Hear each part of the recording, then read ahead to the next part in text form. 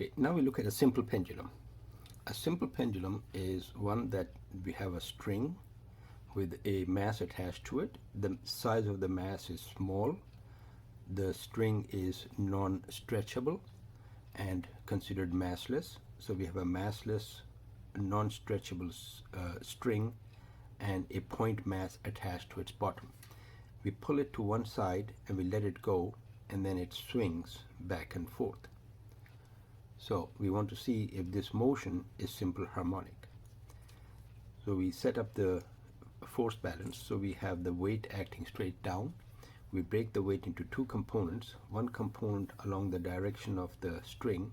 So this component is mg cos theta. If that angle is theta, this is theta. And that will be balanced by a tension in the string.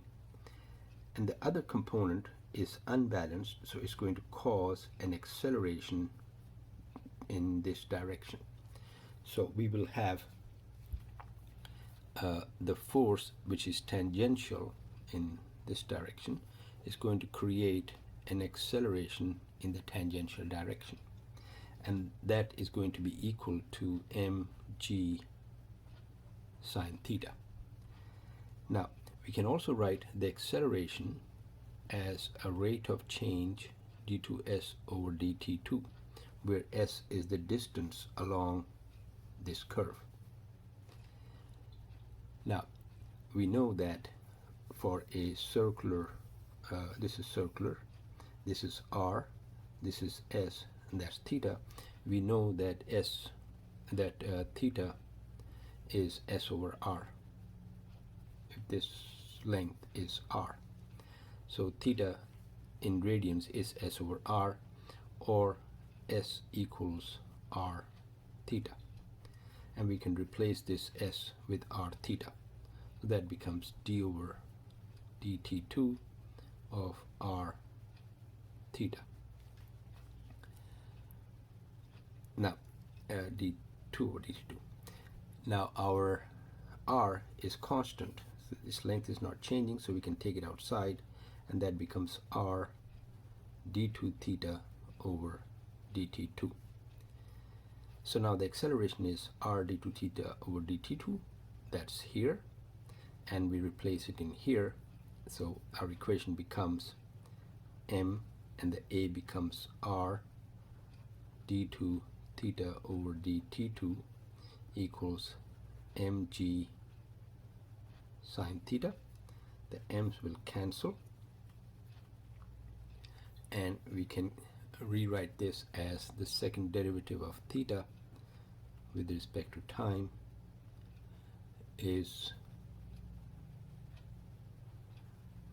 g over r sine theta. Now because s is positive and the force is negative, we put a negative sign here, which would also go here and here. And now we want to solve this differential equation. And if you recall, the equation that we had for the simple harmonic motion was d2x over dt2 equals minus we had k over m and an x. So instead of k over m, we have g over r, and for x, if we have the variable is x and x, the variable is theta, but here it's sine theta. So if we can replace sine theta with theta, then this equation would be very similar to this, and the solution would also be very similar. Now we know that for theta small, sine theta is almost the same as theta when theta is in radians. So for theta about less than 5 degrees or so, convert it to radians and put it here and take the sine of 5 degrees, it would be almost the same as the theta in radians. So the smaller the angle, the better it becomes, or the closer they get. And so we can say that only for small angles, okay, and typically less than 5 degrees or maybe less than 10 degrees, but the smaller the better.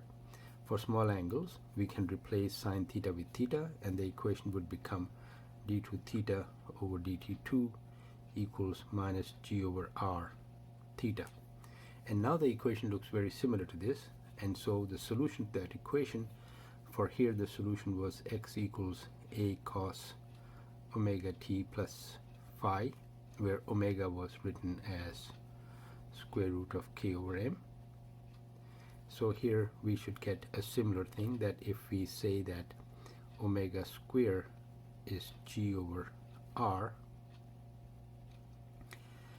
and omega then becomes the square root of g over r, then the solution to this equation would become theta equals, now we have something over here, and this a was the maximum value of x.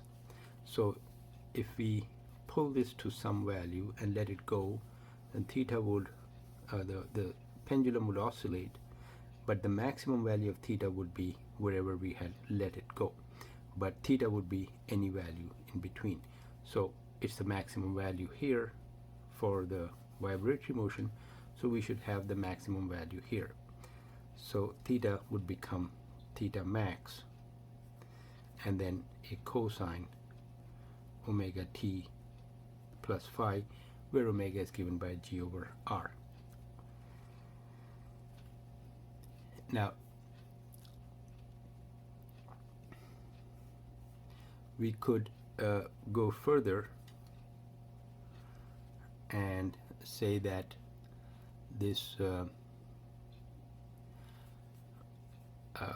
omega being g over r, we had the time period was 2 pi by omega, and we replace omega with g over r, then that becomes 2 pi, and this becomes inverted r over g. Now generally, instead of writing it as an r, we can write this as an L, the length of the pendulum. And so this equation is more commonly written as 2 pi square root length of the pendulum over g. That becomes the time period of a simple pendulum for a small oscillation, or if the angle of oscillation theta is small. If theta is large, then we cannot make that approximation, and so we will not get this solution. Now there are some other kinds of pendulums also. So one of them is what we may call the compound pendulum or the physical pendulum, and that is a pendulum that is in which the mass is distributed. So it's the physical pendulum. So if we have an object of any irregular shape and we have its center of mass somewhere, say this part may be heavier, and we have a hole here and we put a pin through here, and this whole thing oscillates about that pin, then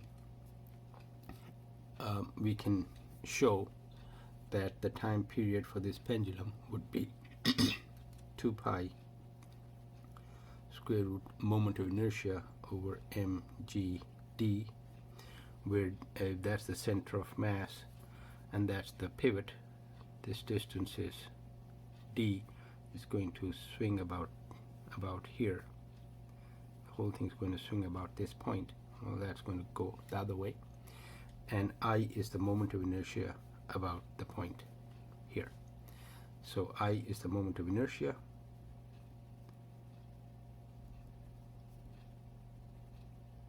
about the pivot,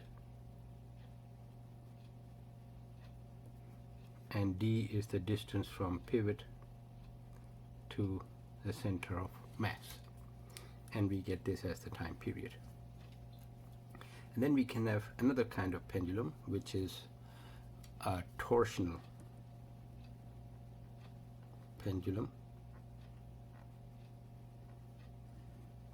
and that would be if we have a support and we have a disc,